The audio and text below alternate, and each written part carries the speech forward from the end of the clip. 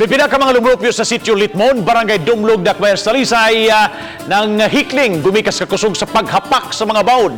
Ang baod mula paspas atop silang panimay. Sitio nagkaryon sa exclusive report live. Kini ang sitwasyon sa sitio Litmon, ilabi na nga magdaot ang dagan sa panahon ug musiaw ang hanging habagat. Nasinati ang grabing dagkong bawd sa dapit niadto pang weekend ug hangtod karon. Gani milapas pa ang hapak sa bawd sa mga atop sa panimay. Gani ang seawall nakankan gumikan sa paghapak sa kusog nga bawd. Ang mga sakop sa City Disaster Risk Reduction Management Office sa Dakbayan mikordon na sa dapit ug dili na kini paduulan.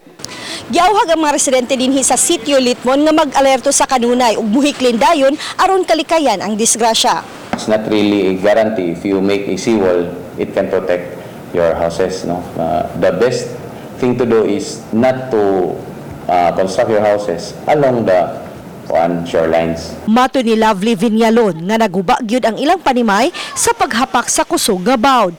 22 ka tuig na siya nga nagpuyo sa dapit ug kun panahon nga adunay bagyo, manghiklin lang una sila sa atba nga bahin. Kay kuyaw, ilabi na nga aduna siya'y unom ka mga anak. May lang tatong pandayonon kay naguba sa daton palkon, nitiwas pa jud karon. Kay kusog na, kusog kay siya mamoy. Dili jud na mo siya mapugno ng bawd. Pagwanta na lang mi ma'am kaysa sa mag-abang mi. Asa man mi paingon. Kay niglurang sa bawd mao na sa mo higda na pud mi. Ining mabukal ay kagabi mao ginalaot kay higda mis karsada. Sama kang Viñalon, si Hilda Nacion mubakwit usab sila sa iyang pamilya ilabi na kun panahon sa kagabhion. Kung maginani, so di mi matuog dire. Kay simba ko nahitabo naman nga tagahawak na ang tubig dire. So dito mi sa gawas. Apan matod ning mga residente, bisan nga naanad na sila sa ilang sitwasyon sud sa pipila ka mga tuig nang hinaot gihapon sila nga hatagan og relocation site sa Dakbayan. Kung nami kabalhinan nga duol, mamalhin jud mi.